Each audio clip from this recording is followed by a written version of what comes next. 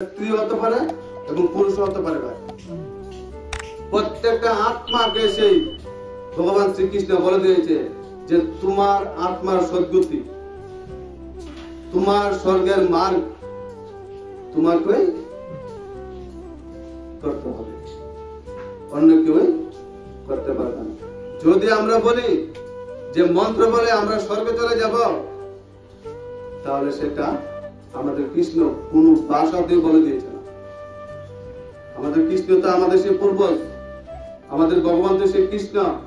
সে কৃষ্ণ কি বলেছে? সরল ভাষায় বলে দিয়েছে যে অর্জুন তোমার উদ্ধার তোমাকে করতে হবে। তাহলে আমাদের প্রত্যেকের উদ্ধার আমরা প্রত্যেকে জীবিত থাকতে থাকতে করতে হবে। জীবিত থাকতে থাকতে আমাদের কি হতে হবে? সে ব্রহ্মজ্ঞানী গুরুর কাছে আমাদের প্রত্যেকে যেতে হবে। শুধু সাজলে গুরু হয়ে যায় না। তিলক এবং চন্দন মালা দিয়ে, চন্দন এবং তিলক, সেই চন্দন কথার অর্থ কি? এবং প্রতিজ্ঞা করেছে আমি এই হস্তিনাপুরের সে রাজার সিংহাসনের মধ্যে আমি নিজে বসবো না, যে বসবে তার সেবা আমি আজীবন ব্যয় করে যাব, তার জন্য আমি আজীবন পরিশ্রম করে যাব। তখন সে ভীষ্মকে সে পিতা, ভীষ্মের সেবা দেখে পিতা এত খুশি হয়েছেন। ভীষ্মের পিতা ভীষ্মকে আশীর্বাদ করেছেন। কি আশীর্বাদ করেছেন? যে তুমি আমাদের জন্য তুমি তোমার সুখটাকে তুমি কি করেছো? ত্যাগ করে ফেলেছো। আজকে আমি তোমাকে আশীর্বাদ করেছি যে তুমি ইচ্ছাকৃত মৃত্যুর বরদান, তোমার যখন ইচ্ছা হবে তুমি তখন মৃত্যুবরণ তুমি করতে পারবে। ঠিক কিনা? কত জ্ঞানী ছিলেন দেখেন ভীষ্ম। সে ভীষ্ম কি করেছে? সে হস্তিনাপুরের মধ্যে, সে অযোধ্যার মধ্যে, সে হস্তিনাপুরের মধ্যে কি করত? ওইখানে যেত, ওই বাড়ি যেত, ওই বাড়ির মধ্যে শ্রাদ্ধ, সেই বাড়ির মধ্যে যেত, ওই বাড়ির মধ্যে পুজো পাঠ করতো, সেই বাড়ির মধ্যে যেত, গিয়ে তারপর কি করত? নিয়ম কানুন দিত। কি দিত? নিয়ম কানুন দিত। কি নিয়ম কানুন? যে আমাদের পূর্বজরা সেইভাবে করত, এখন আমাদেরকে করতে হবে। ভালোই তোমার মৃত্যু হয়ে যাক, মৃত্যু হতে হতে তোমার ব্যয় করতে হবে। কেন? আমাদের সে পরম্পরা আমাদেরকে নিভাতে হবে।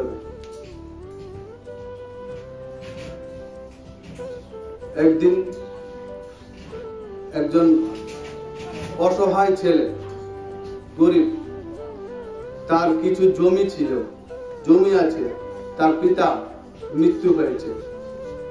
মৃত্যু হবার পর এখন তো আমাদের শ্রাদ্ধ অনুষ্ঠান করণ লাগে, আমাদের সেই সমাজের পরম্পরা আমাদের রাখতে লাগে। তখন সেই ছেলে কি করেছে? সেই শ্রাদ্ধ অনুষ্ঠান করতে তো কত টাকা লাগে আপনাদেরকে তো জানাই আছে, বেশি লাগে না?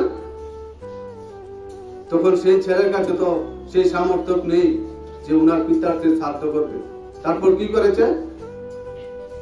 সেই যে জায়গাটুকু সেই ছেলেটা রয়েছে, ফসল করে, কৃষি করে জীবিকা নির্ভর করবে, সেই জায়গাগুলো কি করেছে? সে বিক্রি করে দিয়েছে। কি করেছে?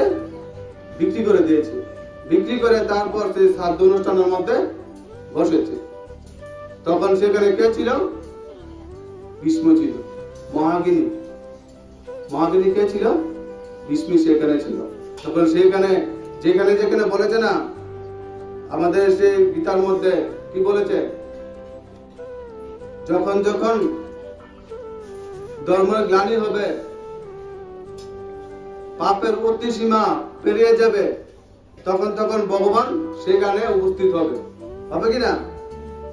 তো সেখানে সে পাপের অতিসীমা পেরিয়ে গেছে, তখন সেখানে সেই কৃষ্ণ উপস্থিত হয়েছে। কৃষ্ণ কি করেছে? সেখানে উপস্থিত হয়েছে। উপস্থিত হয়ে সে ভীষ্মকে কি বলেছে? যে আপনি এখানে কিসের অনুষ্ঠান রেখেছেন? তখন সে ভীষ্ম বলেছে আমি এখানে আমাদের যে পূর্বজ পূর্ব পরম্পরা শ্রাদ্ধ অনুষ্ঠান আমাদের করতে লাগে। তো শ্রাদ্ধ অনুষ্ঠান করতে লাগে তো ভালো কথা, 100 বার করুন, কিন্তু এত টাক জাম কেন? এত 56 বুক, এত বস্তু সামগ্রী কেন? তো সেটা আমাদের নিয়ম আছে। কিসের নিয়ম? ওর কাছে তো কিছুই নেই, গিয়েছে তো মরে গিয়েছে, তার তো মৃত্যু। এটাকে আপনি কি করছেন? জীবিত থাকতে থাকতে ওকে সারা জীবনের লোকে, সারা জীবনের জন্য ওকে মেরে ফেলেছে। ও সারা জীবন কি করবে? গরিব, অসহায়, অনাহারে সারা জীবন ওর কাটবে। তাই আপনার নিয়ম আমার কাছে ভালো লাগছে না। এর নিয়ম, যে নিয়ম নাকি মানুষের দুঃখ টেনে আসে, যে নিয়ম মানুষের শান্তি উড়িয়ে দেয়, সে নিয়ম না করাটাই খুবই ভালো। সে পরম্পরাকে কি করতে বলেছে ভগবান শ্রীকৃষ্ণ? মাটি গর্ত করে বলেছে সে কবর দিতে। কি দিতে?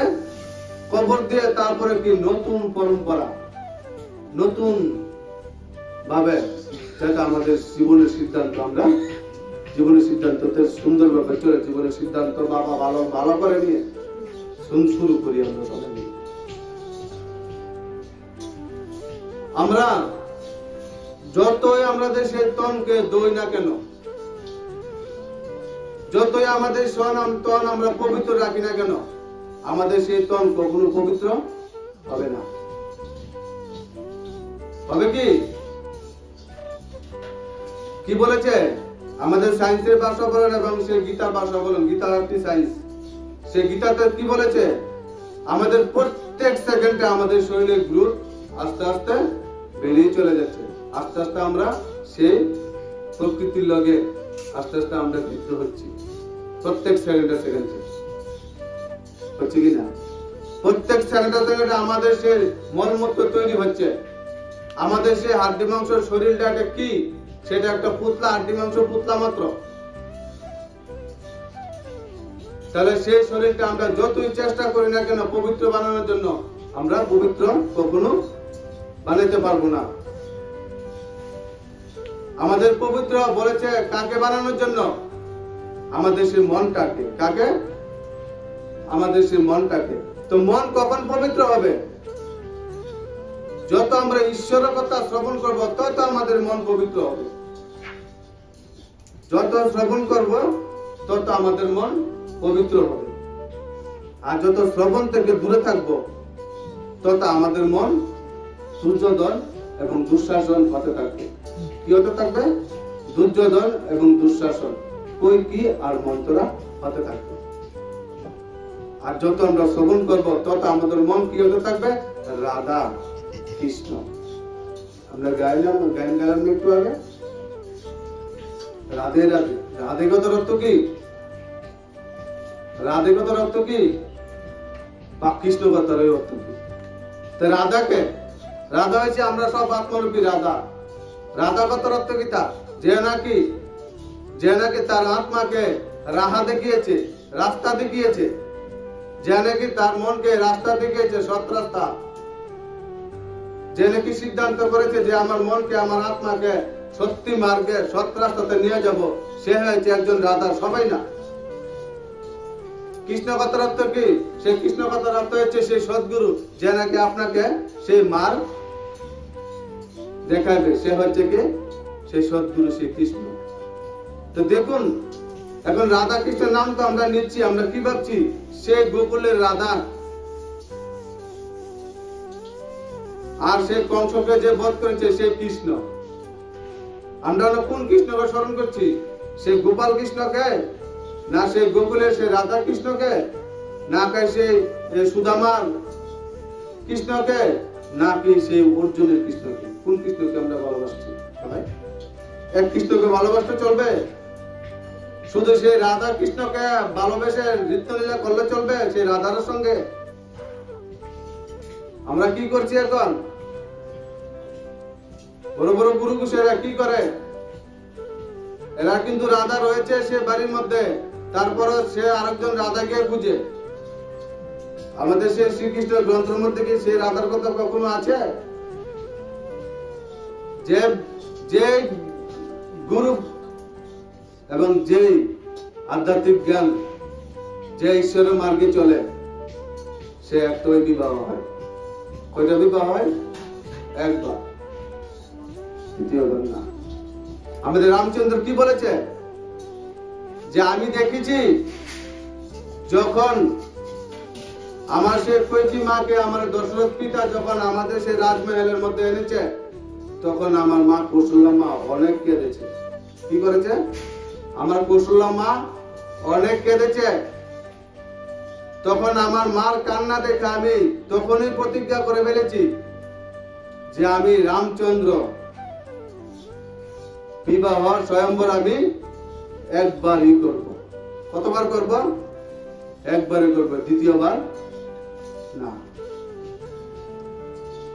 তাহলে আমাদের পূর্বজ আমাদের কি শিক্ষা দিয়েছে? বিবাহ একবার। কতবার? একবার। আমাদের শ্রীকৃষ্ণ কতবার বিবাহ করেছে? সে বিবাহের পর 12 বছর পরে যখন রুক্মিণীকে ব্রহ্মজ্ঞানী বানিয়েছে, তারপর সে রুক্মিণী মার সঙ্গে ওনার সম্বন্ধ হয়েছে, এর আগে না। তা আমরা যদি সেই সদ্গুরু কে আমরা বেছে নেই আমাদের জীবনের স্বর্গ দাম লাভ করার জন্য, তো সেই গুরুকে বেছে নেবেন যে গুরু নাকি রামচন্দ্রকে ফলো করেছে, যে গুরু নাকি সে কৃষ্ণকে ফলো করেছে, এবং যে গুরু নিজের 7-5 ব্রহ্মকে সাক্ষী রেখে, সে ব্রহ্মাণ্ডকে সাক্ষী রেখে, নারায়ণকে বিষ্ণুকে সাক্ষী রেখে যজ্ঞ কুণ্ডের মধ্যে 7 পাক ঘুরে যে স্ত্রীকে বিবাহ করে ঘরে এনেছে, আর সেই স্ত্রীকে ফেলে যে যদি অন্য স্ত্রী নিয়ে গুরু গোসাই সেজে থাকে, তাহলে সে গুরু না। সে কি হয়েছে? একজন লোভী, সে একজন ভোগী। গুরু তো হতেই পারে না। আমাদের শাস্ত্রের মধ্যে নাই, নেই আমাদের শাস্ত্রের মধ্যে। বলেছে কি একবার স্বর্গের মধ্যে গিয়ে দেখে জানেন নাকি নরকের দরজা ঠেলাঠেলি করছে। নরকের দরজা, স্বর্গের কাছে তো নরক থাকে, তো স্বর্গের মধ্যে গিয়ে এক শিষ্য নরকের দরজা ঠেলছে। ভাই বলে কি বলেছে? অন্ধগুরু ভেড়া চেলা, নরকের দরজা ঠেললাম ঠেলা। মানে কি? মানে গুরু বন্ধ আর শিষ্য কানে শুনে না। ঠিক। তারপর মৃত্যুর পর প্রথম কে মরেছে? সে গুরু। কে মরেছে? সে প্রথম সে গুরু মরেছে। গুরু মরে কোথায় গিয়েছে? সে নরকের দরজা ঠেলাঠেলি করছে। তারপর শিষ্য জীবিত, গুরু তো মরে গিয়েছে, তারপর জীবিত থেকে সেই গুরুর ফটুকে পূজা অর্চনা চলছে, সেবা চলছে, এবং উনিও একদিন, সেই শিষ্য একদিন ফটু হয়ে গেছে, মানে শিষ্য মৃত্যু হয়েছে। তারপর মৃত্যু হয়ে শিষ্য কোথায় গিয়েছে? নরকে গিয়ে তারপর শিষ্য দরজা ঠেলাঠেলি করছে সেই বীরের মধ্যে। গিয়ে দেখে কি উমা গুরু নরকে। তখন শিষ্য বলছে, উমা গুরু আপনি যে নরকের দরজা ঠেলছেন। তখন গুরুকে, আরে তুই কখন এসেছিস? তুইও কি নরকে এসেছিস?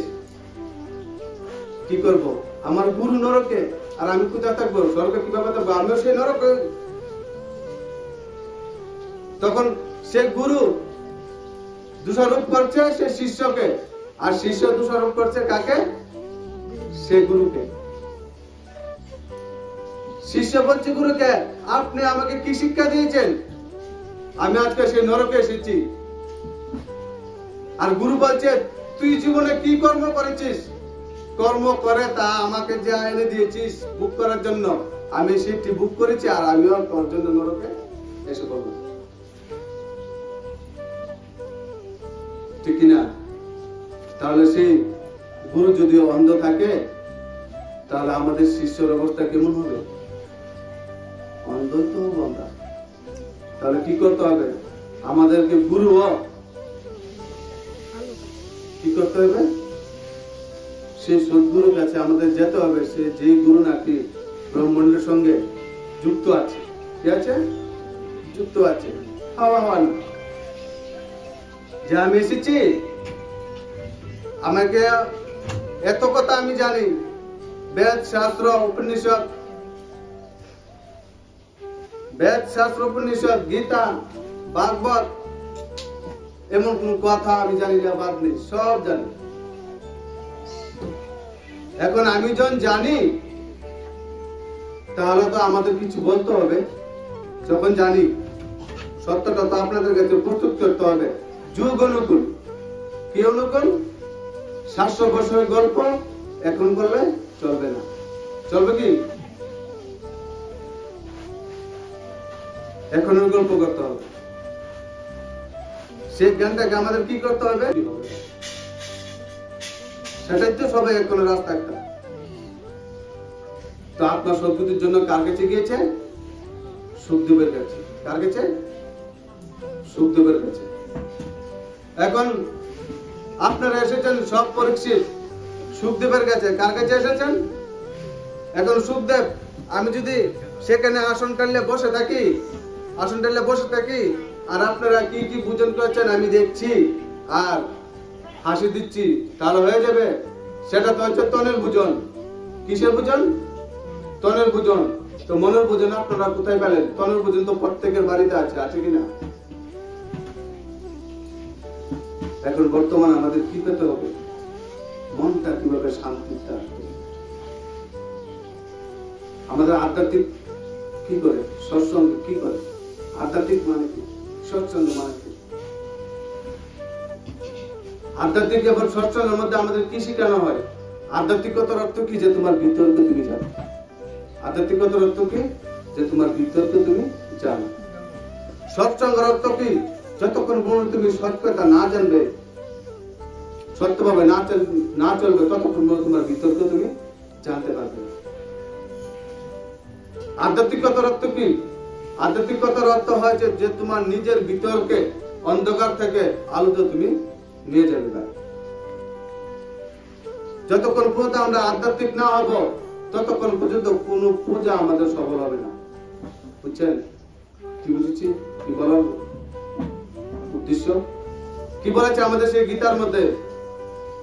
গীতার মধ্যে কি লেখা আছে? গীতা আমাদের পূর্বজকে কৃষ্ণ নাকি আমরা বলি, তারা আমাদের সেই কৃষ্ণতে লিখে দিয়েছে যে কম মূর্খ বুদ্ধিশালী লোক যারা কি করে, তারা পূজা পাঠ নিয়ে ব্যস্ত থাকে, থাকে কিনা? তা আমাদের কৃষ্ণ কি বলেছে? যে আমি কখন পূজা নিব? যতক্ষণ পর্যন্ত তুমি আধ্যাত্মিক না হবে ততক্ষণ পর্যন্ত আমি তোমার পূজা গ্রহণ করবো না। এই যে দেখেন কি দেখছে যে অল্প বুদ্ধি সম্পূর্ণ মানুষের কিছু সুবিধা লাভের জন্য, কিছু সুবিধা লাভের জন্য দেব দেবীর শরণাপন্ন হয়। কিছু সুবিধা লাভের জন্য মনে করেন আমি একটু একজন পূজা বাড়িতে গেলাম এবং একজন জ্যোতিষী বিদ্যা জানে ওর কাছে গেলাম, গেলে কি করবে? আমাকে একটি পাথর দেবে আর একটু তাবিজ দেবে। সেই তাবিজ এবং পাথর দিয়ে কি হবে? একদিন বা 2 দিন আমাদের মনে একটু শান্তি আসবে। তারপরে শান্তিটা কোথা থেকে আসবে? আর আমাদের সেই কৃষ্ণ কথা শ্রবণ করলে কি হয়? সারা জীবন শান্তি আসে মনের মধ্যে। কি আসে? সারা জীবন শান্তি আসে মনের মধ্যে শ্রবণ করার জন্য। তাহলে শ্রবণ আমরা কোথায় করতে বলে? যখন আমরা আধ্যাত্মিক হব। আর না হয়তো দেখুন না আমাদের সেই দেশের মধ্যে, রাজ্যের মধ্যে পূজা কি কম হচ্ছে। আমি যখন ছোট ছিলাম তখন সে এক পাড়ার মধ্যে একটা পূজা হতো না, সেই দুর্গা পুজো, কালী পূজা। আর এখন দেখুন এক পাড়ার মধ্যে 3টা 4টা এমনকি সবাই ঘরে ঘরে হচ্ছে, হচ্ছে না? তাহলে এত পুজো পাঠ করার পরও যদি শান্তি আসার কথা, তাহলে শান্তি কোথায়?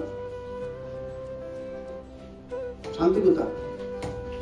যতক্ষণ পর্যন্ত আমরা আধ্যাত্মিক না হব, ততক্ষণ পর্যন্ত যতই আমরা পূজা করি কোন লাভ নেই। পূজা করুন 100 বার করুন, সবাই পূজা করুন, না না, কিন্তু নিজেকে একবার চিনুন, এবং যাকে আপনি পূজা করছেন সে দেবীকে একবার চিনুন। কোন দেবীকে পূজা করছেন? সে কালী মাকে চিনুন একবার, সে দুর্গা মাকে একবার চিনুন, সে লক্ষ্মী মাকে চিনুন। না চিনে কি পূজা? সে মহাদেবকে চিনুন, সে বিষ্ণু কৃষ্ণ, হ্যাঁ 100 বার করুন, কিন্তু জেনে করুন, অজানা না, না জেনে না। শ্রীকৃষ্ণ কি বলেছে? শ্রীকৃষ্ণ বলেছে যে আমি রুদ্রতে শঙ্কর। কি বলেছে? আমি রুদ্রতে শঙ্কর, আমি শক্তিতে কালী, আমি পালনাতে বিষ্ণু, আমি স্থাপনাতে ব্রহ্মা।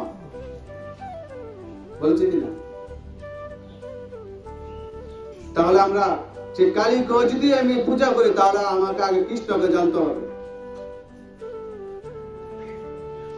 দেবী দুর্গাকে যদি পূজা করি, তাহলে আমাকে সে আগে কৃষ্ণকে জানতে হবে, ঠিক কিনা? তাহলে দেখুন আমাদের সে দেশ, ভারতবর্ষ বলেন, রাজ্য বলেন, পুরা উল্টো দিকে চলছে। সেই জন্য সবার ঘরে ঘরে সবকিছু আছে, কিন্তু শান্তি আছে কি? শান্তি কি সে টাকা থেকে পেয়ে যায়? সেটা শান্তি কোথা থেকে? আমাদের সেই মনের ভিতর থেকে শান্তি আসবে। আর সেই মনের ভিতর কখন শান্তি আসবে? যতক্ষণ পর্যন্ত সে আমি একটা সিদ্ধান্ত আমি চলার চেষ্টা না করবো, ততক্ষণ পর্যন্ত আমার মনের ভিতর কখনো শান্তি আসবে না। তাই দেখুন সে পরীক্ষিত, সে সুখদেবের সামনে গিয়েছে, গিয়ে কি করেছে? সেখানে তপস্যা করেছে। কি করেছে? তপস্যা। যে 7 দিনের মধ্যে তোমাকে আমি কি করে ফেলবো? ব্রহ্মগিনী বানিয়ে ফেলবো। কি বানিয়ে ফেলবো? ব্রহ্মগিনী। তুমি তো মারা যাবে, কিন্তু তুমি বুঝবেও না। কি করবে না? বুঝবেও না। 7 দিনের মধ্যে সে পরীক্ষিতকে সে ব্রহ্মার সঙ্গে, সে ব্রহ্মাণ্ডের মালিকের সঙ্গে মিলিয়ে দিয়েছে। কি করেছে? মিলিয়ে দিয়েছে। এবং সে সুখদেবের সে পরীক্ষিতের সঙ্গে সাত্ত্বিক প্রেম হয়ে গিয়েছে। কি হয়ে গেছে? সেই সাত্ত্বিক প্রেম। দেখুন না, তারা এত জ্ঞানী ছিলেন। সে সুখদেব, সে পরীক্ষিত যখন সেই পরীক্ষিতকে গীতা শোনানো শুরু করেছে, গীতা শোনানোর পর এক জায়গার মধ্যে প্রথম কি বলেছে? আপনার আসন জিতুন, আপনার ইন্দ্রিয় জিতুন, আপনার বুদ্ধি জিতুন, আপনার শ্বাসটাকে আপনি জিতুন, ঠিক কিনা?